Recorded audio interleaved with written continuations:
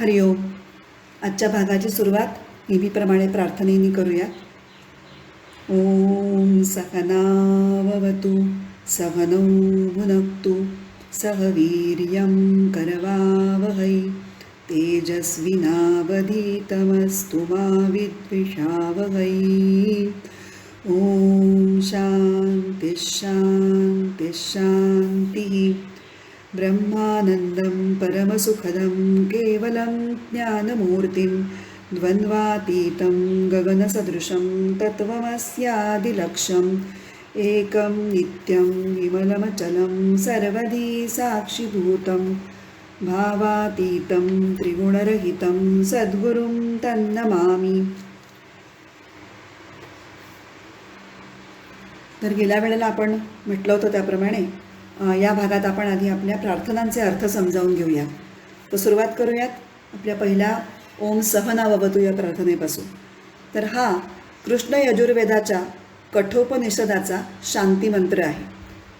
तर यजुर्वेद आपल्याला वेदांचे 4 नावं तर माहिती आहेत: ऋग्वेद, यजुर्वेद, सामवेद आणि अथर्ववेद. तर त्याच्यातल्या यजुर्वेदाचे 2 प्रकार आहेत. त्यात शुक्ल यजुर्वेद आणि कृष्ण यजुर्वेद. त्यातल्या कृष्ण यजुर्वेदामध्ये हे कठोपनिषद येतं आणि त्याचा हा शांती मंत्र आहे.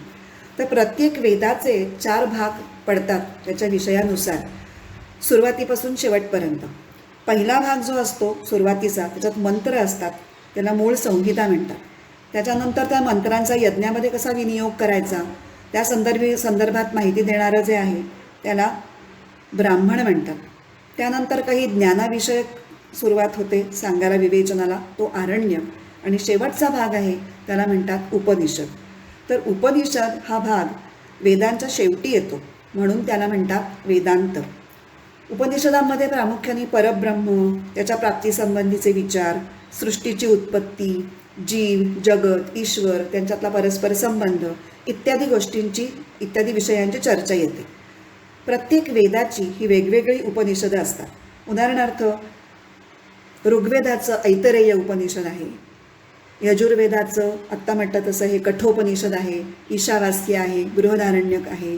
सामवेदाचं केन आणि छांदोग्य उपनिषद आहे आणि अथर्ववेदाची प्रश्न, मुंड आणि मांडुक्य ही उदाहरणं म्हणून देते मी. आणि प्रत्येक उपनिषदाचा स्वतःचा असा विशिष्ट शांतीमंत्र असतो. तर कुठल्याही ग्रंथाच्या आरंभी एक मंगलाचरण, एक ईश्वराची स्तुती स्मरण करणारा एक श्लोक असतो. तसाच हा एक मंगलाचरणच म्हणता येईल. याचं उद्दिष्ट असं असतं की ग्रंथ हा निर्विघ्नपणे तडीस जावा किंवा ग्रंथाच्या रचनेमागे जे उद्दिष्ट असतं ते सफल व्हावं, ग्रंथ वाचणाऱ्यांना ग्रंथामधील ज्ञानाचा उपयोग व्हावा, म्हणून हे शांतीमंत्र असतात. तर आपण आपल्या शांतीमंत्राचा आता प्रत्यक्ष अर्थ बघू. ओमनी ह्या शांतीमंत्राची सुरुवात झालेली आहे. बहुतेक सर्व शांतीमंत्राची सुरुवात ही ओमनीच होते, कारण ओम हे परब्रह्माचा निर्देश करणारं पद आहे. ओम म्हणजेच परब्रह्म, त्याला अक्षरब्रह्म असं म्हणतात. म्हणून ओम या पदाने परब्रह्माला स्मरून त्याला वंदन करून ही प्रार्थना गुरु आणि शिष्यानी ही उभयतांच्या एकत्रितपणे कल्याणासाठी केलेली आहे. हे जे वारंवार तिथे पद रिपीट होत आहे, ओम सहनाववतु सहनौ भुनक्तु सह वीर्यम, त्या सहपदानी हे सांगितलं जातं की ही प्रार्थना दोघांनी एकत्रितपणे केलेली आहे. ओम सह नौ अवतु म्हणजे परब्रह्मानी आमच्या दोघांचं म्हणजे गुरु शिष्यांचं रक्षण करावं. सह नौ भुनक्तु म्हणजे आमच्या दोघांचं त्यांनी पोषण करावं. सह वीर्यम करवावहै आम्ही दोघांनी सामर्थ्यवान व्हावं.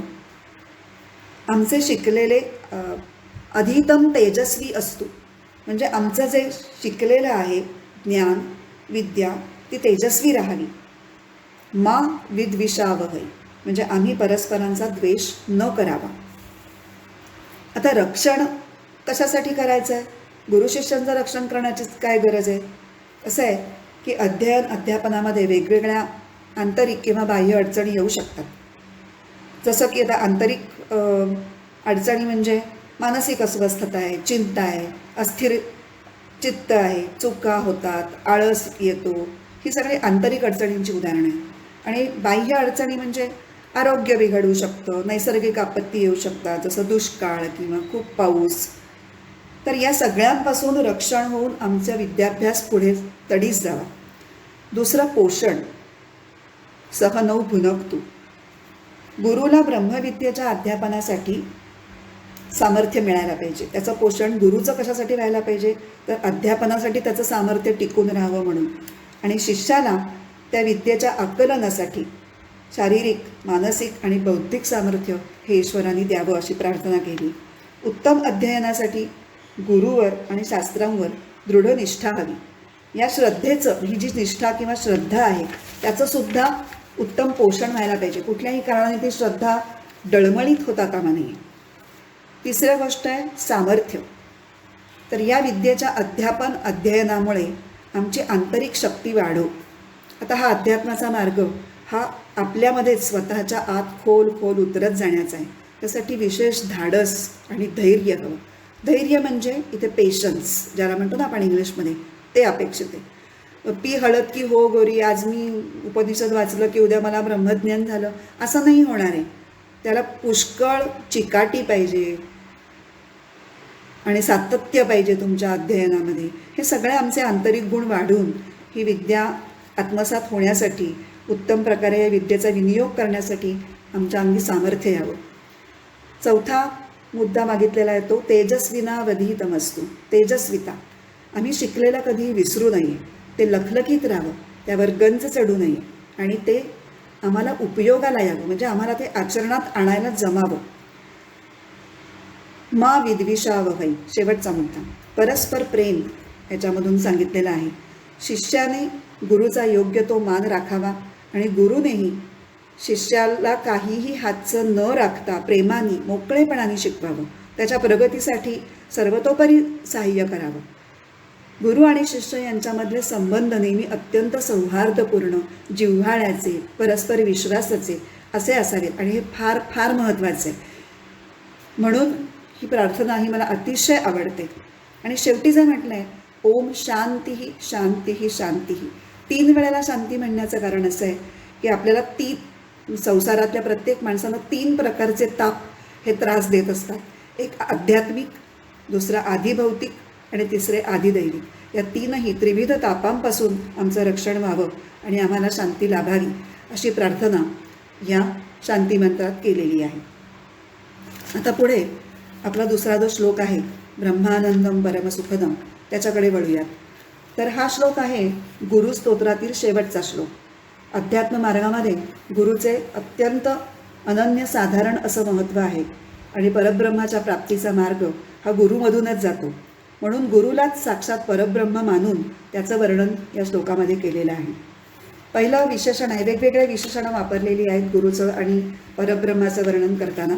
पहिलं विशेषण आहे ब्रह्मानंदम. या विशेषणाने परब्रह्माचे जे 3 महत्त्वाचे गुण असतात, सत, चित आणि आनंद, त्याच्यातल्या आनंद गुणाचा निर्देश केलेला आहे.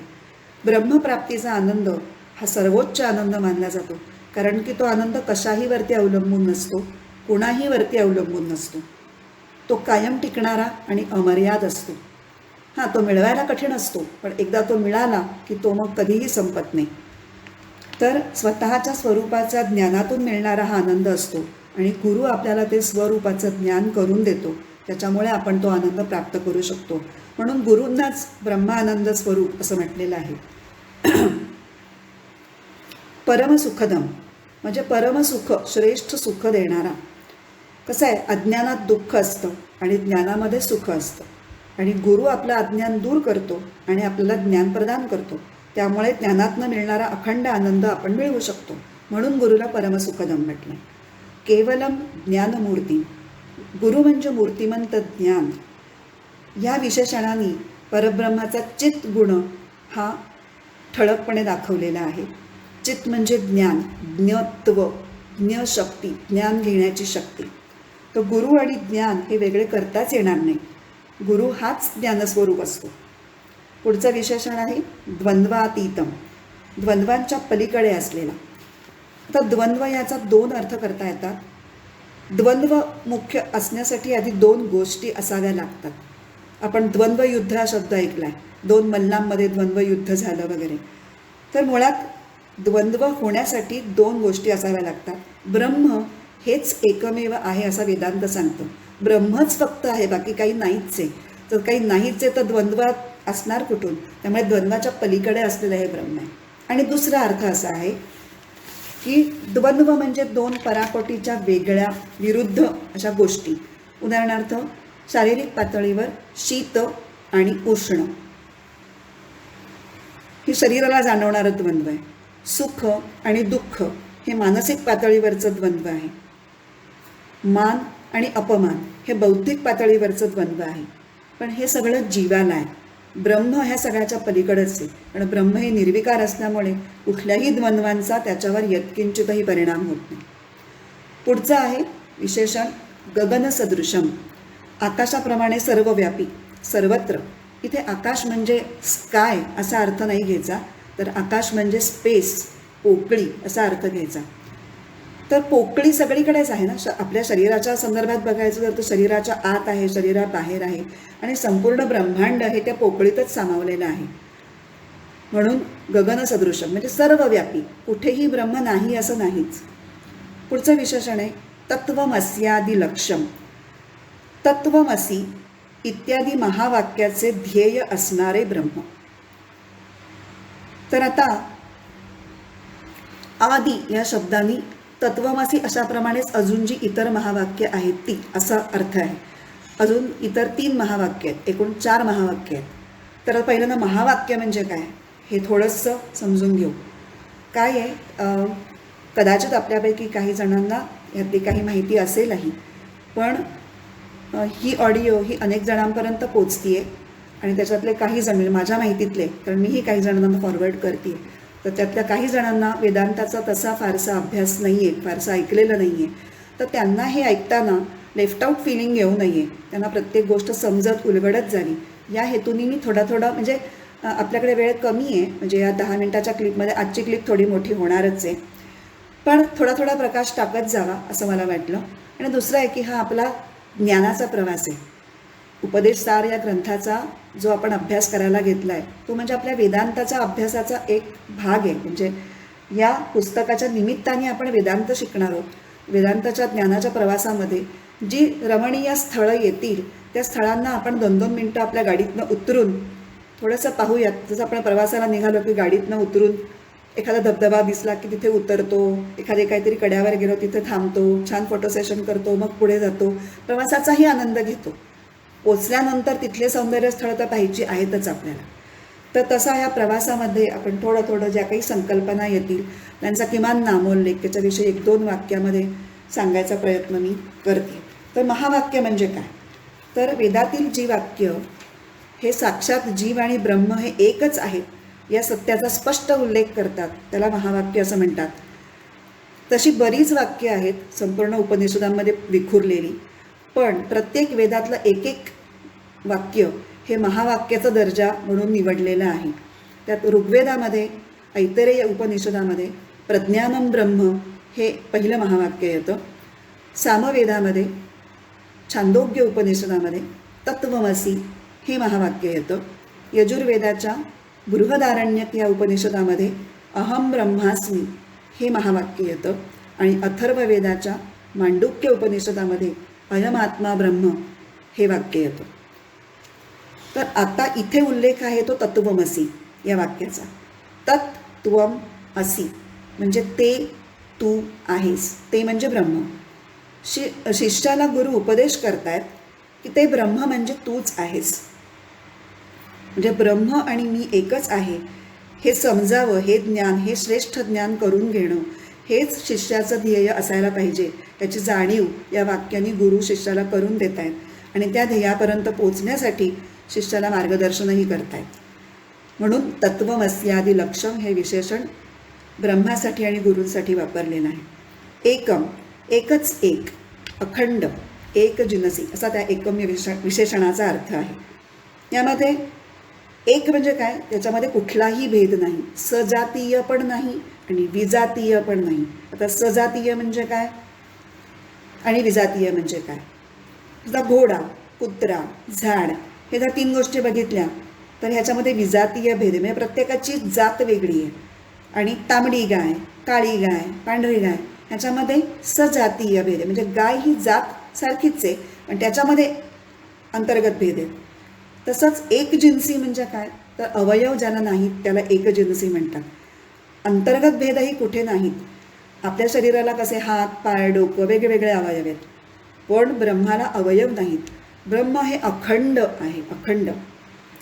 पुढचं आहे नित्य, कायमस्वरूपी अस्तित्व असणारं, अविनाशी म्हणजे नित्य. आता इथे सच्चित आनंदमधल्या सद्गुणाकडे निर्देश केलेला आढळतो. पुढचं आहे विशेषण विमलम म्हणजे शुद्ध, कुठलाही दोष, मल, अशुद्धी ज्याच्यामध्ये नाही असं. त्याच्यानंतर येतं अचलम म्हणजे स्थिर, न हलणारं. पुढचं आहे सर्वधी साक्षीभूतम म्हणजे सर्व बुद्धी प्रत्ययांचा साक्षी असणारे. धी म्हणजे बुद्धी. आता बुद्धी प्रत्यय म्हणजे काय, जागृतावस्था, स्वप्नावस्था आणि सुषुप्ती या तीनही अवस्थांमध्ये आपल्याला ज्या जाणीवा होतात, जे ज्ञान होतं, जे अनुभव येतात, त्या सगळ्याला एकत्रितपणे बुद्धिप्रत्यय असं म्हटलेलं आहे. याच्यामध्ये आपले विचार, भावना, इच्छा या सगळ्यांचाही त्यात समावेश आहे. जागृतावस्थेत एक वेळ आपल्याला असं वाटू शकतं की दिवसा उजेडी जे काही घडतं ते मला सगळं कळतंय, मी ऐकतोय, वाचतोय, पाहतोय वगैरे वगैरे. पण स्वप्नामध्ये आपण जे पाहतो, जे अनुभवतो ते कुठल्या प्रकाशात पाहतो. आणि सुषुप्तीमध्ये म्हणजे गाढ झोपेतून उठल्यानंतर आपण जे म्हणतो की मला काय गाढ झोप लागली होती, मला काही म्हणता काही कळलं नाही. तर आता हे काहीही कळलं नाही हे कुणाला कळलं, हे ज्ञान व्हायला तिथे कोण उपस्थित होतं. तिथे उपस्थित होतं या तीनही अवस्थांमध्ये हे परमात्म तत्व किंवा परब्रह्म. कुठल्याही अवस्थेमधलं कुठल्याही प्रकारचं ज्ञान हे परब्रह्माच्या उपस्थितीतच होऊ शकतं, त्याच्याशिवाय होऊच शकत नाही. आणि म्हणून याला साक्षी पण म्हटलंय. साक्षी भावानी तो परब्रह्म तिथे उपस्थित असतं. ते तुमच्या अनुभवांमध्ये ढवळाढवळ करत नाही, त्याच्यावर प्रतिक्रिया व्यक्त करत नाही, काहीही नाही. ते फक्त तिथे असतं, ते तिथे असावंच लागतं, त्याशिवाय आपण अनुभव घेऊच शकत नाही. म्हणून त्याला सर्वधी साक्षीभूतम असं म्हटलंय. पुढचं विशेषण आहे भावातीतम. भावाचे दोन अर्थ आहेत, एक भाव म्हणजे अस्तित्व आणि भाव म्हणजे भावभावना, विचार. या दोन्ही अर्थांनी परब्रह्म हे भावातीत आहे. कारण संपूर्ण सृष्टी अस्तित्वात येण्यापूर्वीपासून ब्रह्म तिथे अस्तित्वात कायमस्वरूपीच आहे. त्यामुळे त्या सगळ्या अस्तित्वाच्या पलीकडे ते आहे असं आपण म्हणू शकतो. किंवा सर्व विचार, इच्छा ह्या सगळ्यांच्या पलीकडे ते आहे, कारण ते कशातही सहभाग घेत नाही आहे, ते फक्त साक्षीभावाने तिथं आहे. त्यामुळे त्याही दृष्टीने ते सगळ्याच्या पलीकडचं आहे. भावातीतम असं आहे. आता पुढचं आहे त्रिगुणरहितम. 3 गुण आपल्याला माहिती आहे, सत्व, रज आणि तम. ह्या 3 गुणांच्या पलीकडचं ब्रह्म आहे असं का म्हटलं आहे, तर ह्या 3 गुणांची गरज कधी पडते, तर जेव्हा सृष्टीची उत्पत्ती होते तेव्हा. सृष्टी ही त्रिगुणांनी भरलेली आहे, पण सृष्टीच्या उत्पत्तीच्या आधीपासून ब्रह्म अस्तित्वात आहे. ते अनादी आणि अनंत आहे. त्यामुळे त्रिगुणांची त्यांना गरज, त्याच्या अस्तित्वाला, ब्रह्माच्या अस्तित्वाला त्रिगुणांची गरजच नाही. सृष्टीच्या अस्तित्वाला मात्र त्रिगुणांची गरज आहे, म्हणून ब्रह्माला त्रिगुणरहित असं म्हटलेलं आहे. तर हे झालं परब्रह्माचं वर्णन, ज्यांनी गुरुचं स्मरण करून, गुरुला प्रत्यक्ष परब्रह्म मानून गुरुला वंदन केलेलं आहे. हा श्लोक म्हणताना आपण सगळ्यांनी आपापले जे कोणी इष्ट गुरु असतील त्यांचं स्मरण करून त्यांचे आशीर्वाद आपल्या अभ्यासासाठी घ्यावेत असं मी सुचवेन. आणि आपण या भागात इथे थांबूयात, प्रार्थना म्हणूया. असतो मा सद्गमय, तमसो मा ज्योतिर्गमय, मृत्योर्मा अमृतं गमय. ओम पूर्णमदः पूर्णमिदं पूर्णात् पूर्णमुदच्यते पूर्णस्य पूर्णमादाय पूर्णमेवावशिष्यते. ओम शांति शांति शांति. हरिः ओम. श्री गुरुभ्यो नमः. हरिः ओम.